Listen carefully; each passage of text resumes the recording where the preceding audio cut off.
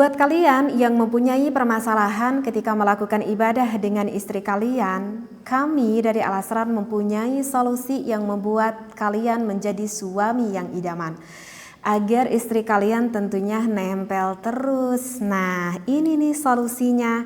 Ada kopi dari Al Asran, Lanang Jagat, dan juga Lanang Godek untuk suami, dan juga kopi Liberica untuk istrinya. Kopi dari Al Asran ini 100% kopi murni, kopi alami, kopi herbal, tanpa ada efek samping sama sekali, karena tidak ada bahan kimia dan juga pengawetnya. Bagi yang penasaran bisa langsung dicek di kolom komentar di bawah ini ya. Bismillahirrahmanirrahim. Assalamualaikum warahmatullahi wabarakatuh.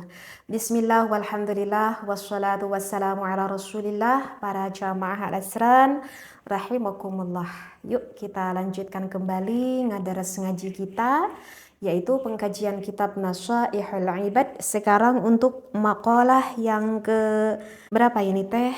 Ke 24 ya. Masya Allah, tidak terasa ya, sekarang udah maqalah yang ke-24. Baik. Bismillah walhamdulillah wassalatu wassalamu ala rasulillah. Wal maqalatur rabi'atu wal ishruna. Qala an-nabiyyu sallallahu alaihi wasallam aslu jami'il khataya hubbud dunya.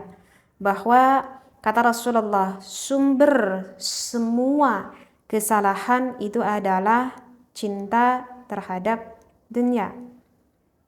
Masya Allah. Wahiyya mazada 'anil hajati, yaitu sesuatu orang yang cinta terhadap dunia itu adalah yang sesuatu yang melebihi akan kebutuhannya.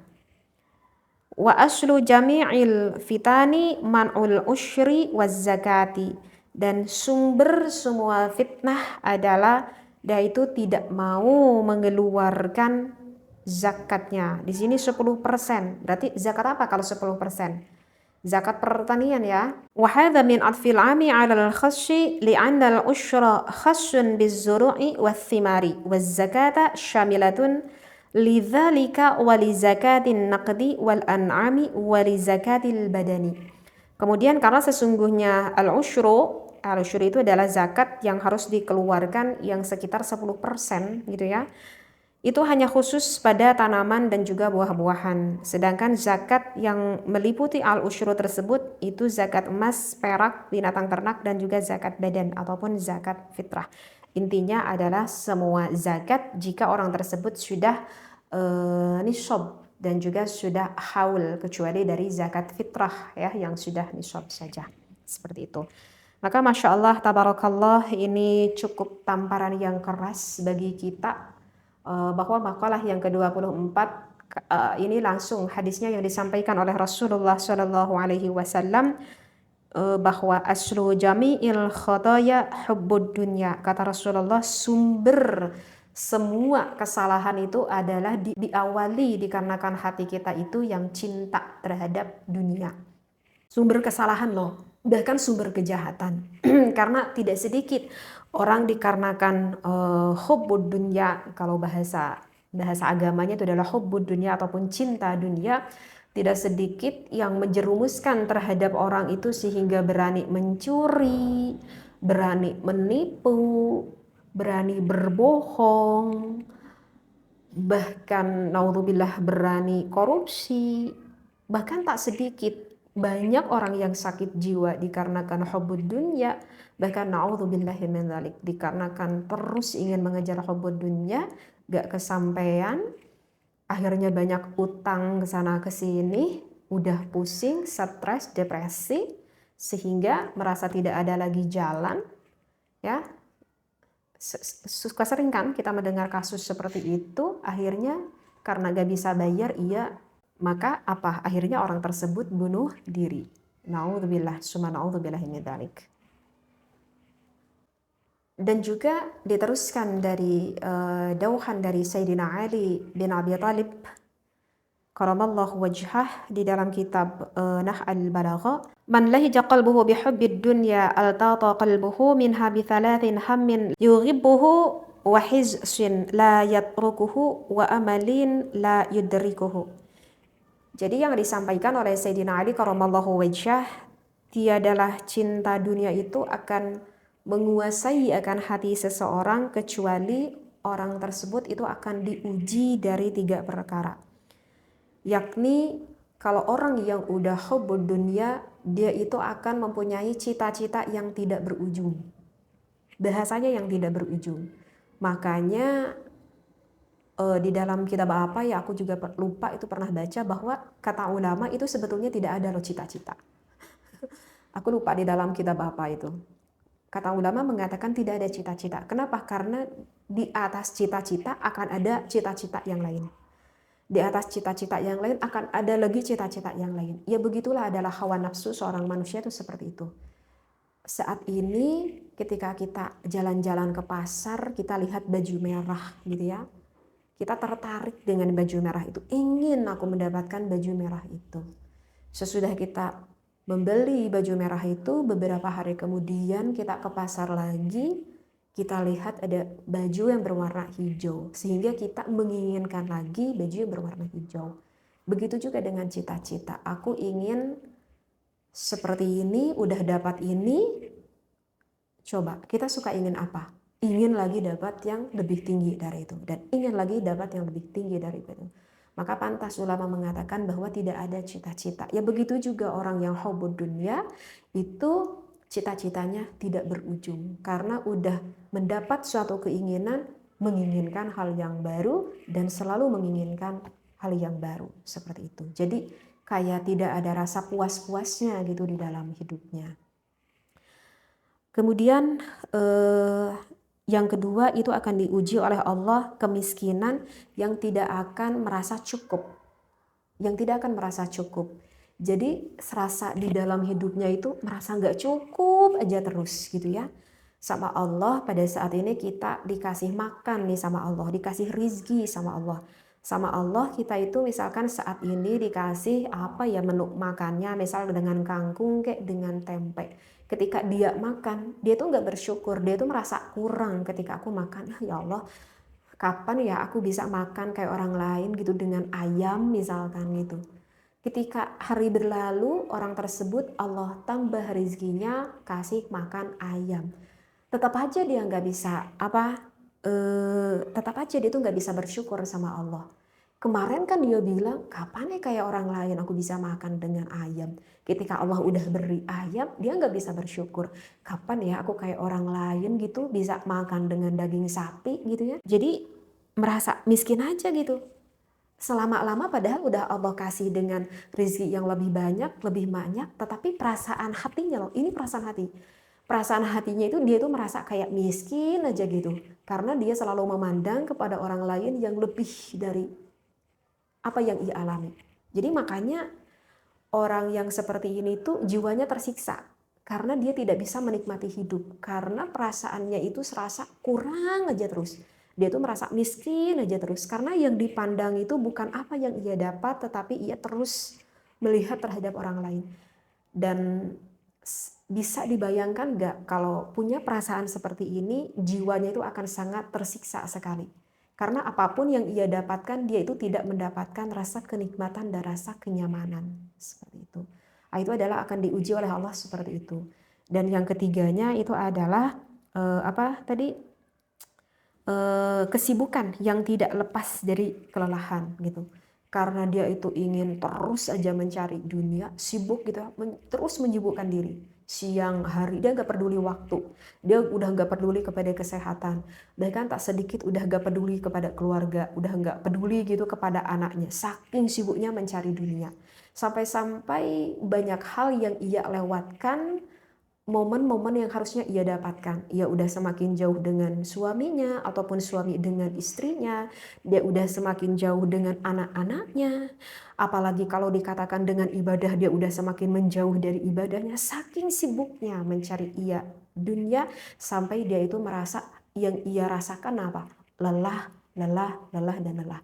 Jadi ketika Allah berikan dunia pada dirinya itu, dia itu gak enjoy, dia itu gak bisa menikmati akan kenikmatan dunia tersebut. Karena saking sibuknya, jadi yang ia rasakan bukan kebahagiaan. Apa yang ia dapatkan? Hanya lelah, lelah, capek ketika dia mencari dunia. Nah, itu adalah kata Sayyidina Ali bin Abi Thalib, ketika orang dalam hatinya sudah hubbud dunia, justru tidak akan menyenangkan dirinya, justru oleh Allah akan dicoba dari ketiga hal tersebut. Na'udzubillah, summa na'udzubillahi min dzalik. Ya, sebetulnya sih apa ya? Ini juga apa ini pepeling gitu, wabil khusus bagi teteh sendiri. Terkadang kita juga apa ya, tidak menyadari akan hal itu seperti itu ya, naudzubillah. Makanya ini kitab Nashwaihul Ibad ini adalah apa ya, pepatah-pepatah atau pepeling-pepeling yang harus kita tafakuri, yang disampaikan oleh ulama yang mengarang ini kitab Nashwaihul Ibad. Kalau begitu ya udah deh teh, aku nggak perlu kerja aja. Misalkan kalau ada orang yang berpikir seperti itu, ya udah deh kalau begitu aku nggak perlu kerja aja gitu ya teh. Karena aku takut termasuk jadi orang yang hubud dunia, nggak gitu juga cara kerjanya ya. Kalau pemikiran seperti itu salah juga. Berarti kalau misalkan ada orang yang berpikir kalau udah kalau gitu aku nggak perlu kerja aja, justru itu menunjukkan orang yang kurang ketawakalannya kepada Allah. Meskipun kita tidak boleh di dalam hati kita beriktikadiyah bahwa yang mendatangkan rizki itu adalah pekerjaan kita, tidak boleh. Karena kalau beriktikadiyah di dalam hati bahwa yang mendatangkan rizki itu adalah pekerjaan kita, itu udah melenceng ketauhidan kita kepada Allah. Bahwa kerja itu apa yang kita lakukan, yaitu cuman ikhtiar saja. Adapun rizkinya hakikatnya dari Allah dan bisa dari mana saja. Ini yang agak sulit. Ketauhidan kita ini yang agak sulit karena kebanyakan orang berpikir bahwa yang mendatangkan rizki itu adalah pekerjaan yang sedang kita geluti. Saya ambil contoh. Saya berumah tangga dengan suami saya ketika awal menikah sekitar 6-7 tahun. Suami saya itu berikhtiarnya itu berjualan ke pasar, punya jongkok pakaian, seperti itu.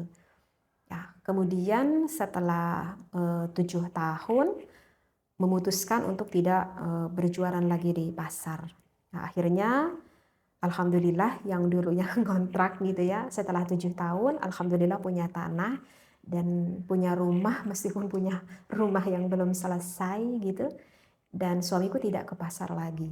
Apa yang dilakukan oleh suamiku, karena kebetulan Masya Allah tanahnya cukup sangat luas, setiap hari suamiku itu menanam apa, termasuk aku juga suka membantu sampai kulit suamiku sama aku itu sampai pada item-item gitu ya. Sampai di pipi itu suamiku Masya Allah semakin yang dulunya kulitnya bule sampai hitam, sampai apa itu ada flek-flek hitam gitu ya. Tapi itu adalah perjuangan gitu, itu adalah perjuangan. Yang dilakukan suamiku setiap hari menanam cabai, kadang menanam ubi gitu, apa aja deh gitu. Kemudian aku pernah nanya sama suamiku, kenapa melakukan ini ya, nanam ini ya kalau nggak ditanamkan ini nanti lingkungannya kan jadi kotor kan ya. Coba kan kalau kita tanam kan enak, resik, enak dipandang, bersih ya suamiku. Dan aku takut ditanya, suamiku bilang sama saya, aku takut ditanya nanti oleh malaikat, oleh Allah, apa ikhtiar yang kamu lakukan untuk menafkahi keluarga kamu. Nanti jawabnya gini aja, ya ini Allah, aku berikhtiarnya menanam cabai, menanam ubi. Seperti itu. Meskipun kalau kita berbicara logika akal, meskipun nah ini ya, kalau kita berbicara logika akal kayaknya dari hanya menanam cabai, menanam ubi yang gak terlalu seberapa, itu kayaknya gak akan mencukupi akan kebutuhan kita hidup keseharian. Seperti itu. Tetapi Masya Allah, tabarakallah, dari suamiku melakukan itu sampai sekarang alhamdulillah ini teteh masih hidup, segar, bugar, bahagia. Anak-anak teteh juga bisa tumbuh alhamdulillah sehat, nggak ada penyakit apapun itu yang berat alhamdulillah. Jadi menanam cabai itu hanya ikhtiar aja. Adapun kata suamiku berkata, rizkinya dari mana aja deh. Yang penting Allah menurunkan rizki ridho. Makanya Masya Allah tabarakallah banyak sekali terkadang mendapatkan rezeki itu dari Allah min haitsu la yahtasib, dari sesuatu hal yang banyak sekali yang tidak diduga. Meskipun secara logika akal itu kok bisa ya cuman hanya menanam cabai, menanam ubi gitu ya, kok bisa membangun masjid, membangun pondok. Itu kan logika akal kita tuh nggak sampai. Tetapi begitulah Allah, banyak sekali menerima rizki teteh pribadi itu bahkan dari orang yang tidak dikenal sama sekali. Yaitu secara hakikatnya sudah bagian dari Allah, seperti itu. Jadi ingat bahwa ikhtiar kita menunjukkan ketawakalan kita kepada Allah, adapun hasilnya terserah Allah. Mau besar, mau kecil, itu udah bagian dari Allah yang sudah tidak bisa lagi dirubah. Nah, kalau begitu teh, ini gimana nih ya tanda-tandanya? Tanda-tandanya orang yang sudah cinta terhadap dunia, itu tandanya seperti apa?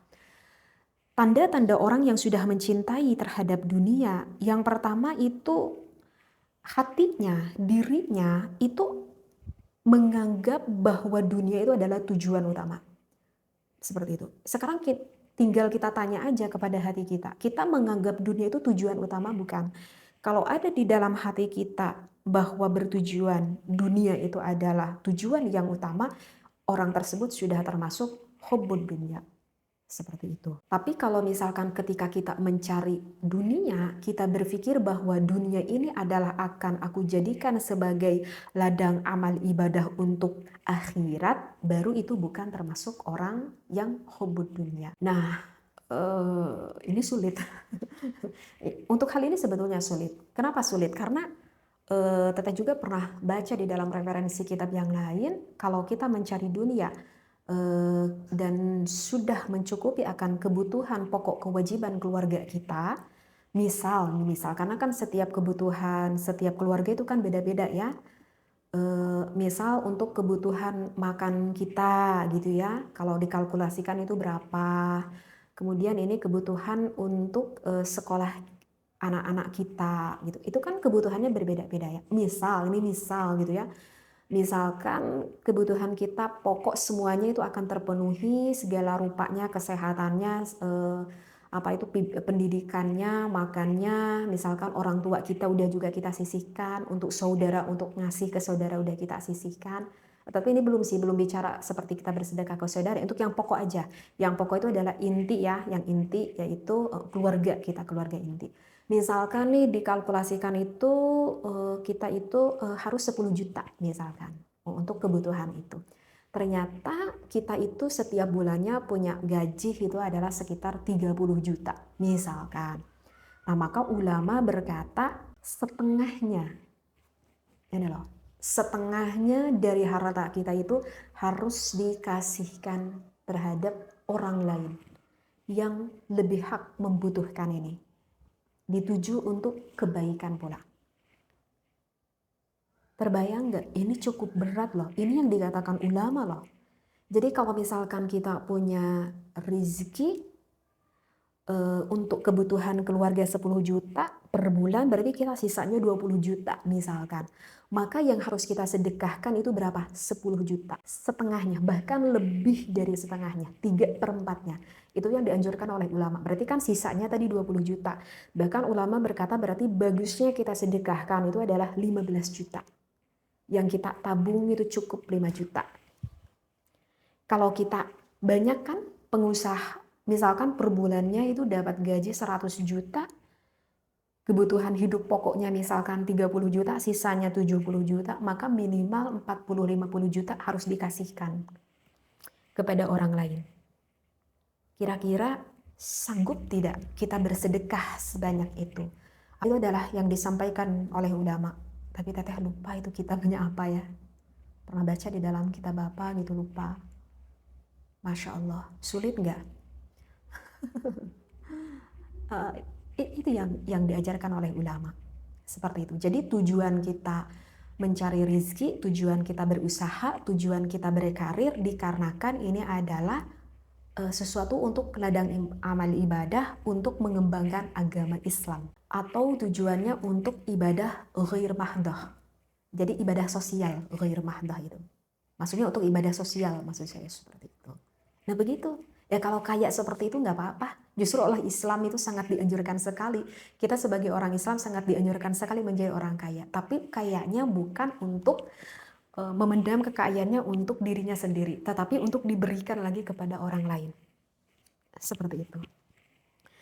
Itu adalah untuk tanda yang pertama. Kemudian tanda yang kedua yaitu orang yang tanda-tanda orang yang hubud dunia itu adalah yang udah menghalalkan segala cara ketika dia itu sedang berusahanya. Menghalalkan segala cara. Saking dia itu pengen kayanya, dia itu sudah tidak tahu akan koridor hukum. Udah bingung ini otaknya mencari, gimana aku pengen cari modal. Sedangkan usaha perlu pakai modal. Sehingga ini orang itu gak sadar.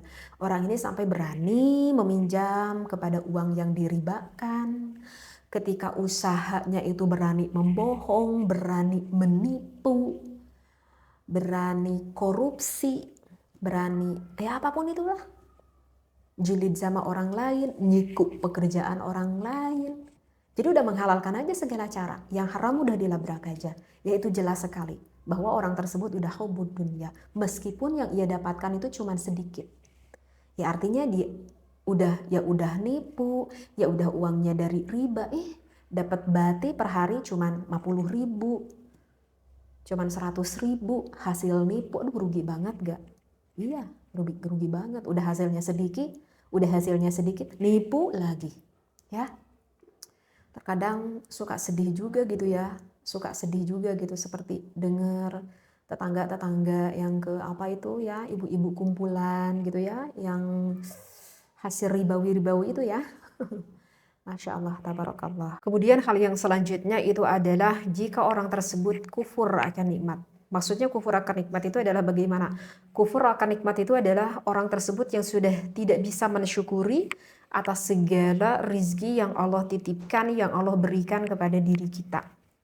Mau itu besar, mau kecil, secara hakikatnya itu adalah segala apapun itu Allah yang berikan kepada kita dan itu adalah maslahatnya untuk kita. Dan harusnya kita selalu bisa bersyukur dengan apa bagian yang hidup yang ada di dalam diri kita. Ya dikarenakan kita tidak bisa bersyukur, ya apapun yang Allah berikan kepada kita, kita rasanya selalu kurang aja terus. Gitu ya, selalu kurang aja terus.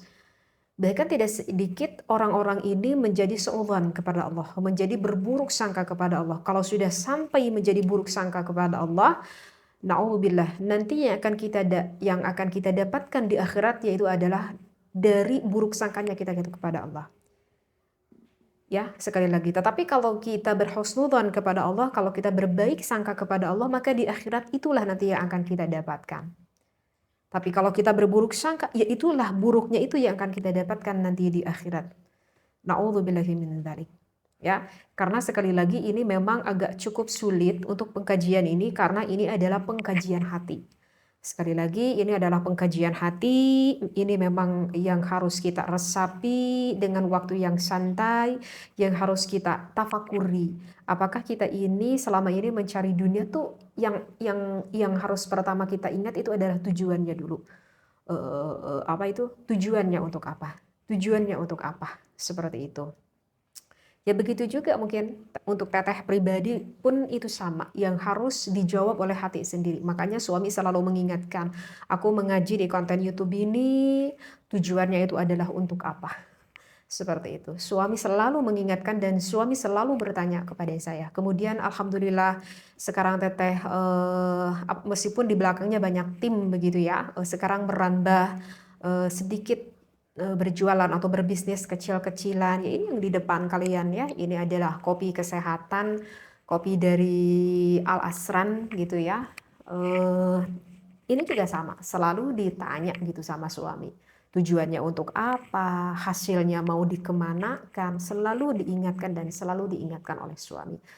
Nah, itu adalah salah satunya sebagai rasa tanda syukur gitu kepada Allah ketika diberikan seorang suami yang lebih memahami ilmu agama daripada kita sendiri gitu.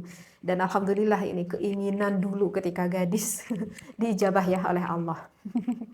Agak sedikit curhat nih sedikit gitu ya, karena ketika gadis ya tuh, ya Allah aku tuh pengen dapat suami yang lebih dari saya gitu, dari segi ilmunya. Jadi saya tidak cukup hanya ingin mendapatkan santri ya Allah, tapi aku ingin lebih dari segalanya dari saya, seperti itu. Dan alhamdulillah keinginan di dalam hati Allah ijabah. Karena kenapa saya menceritakan ini, karena apa yang diucapkan oleh hati kita itu akan menjadi sebuah doa bagi diri kita.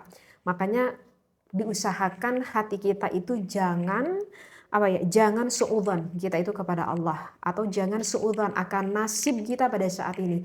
Mau apapun yang saat ini kita lakukan, saat ini kita hadapi, husnudzon, berbaik sangka kepada Allah, kepada diri kita, ataupun kepada lingkungan sekitar, karena itu akan berubah menjadi doa.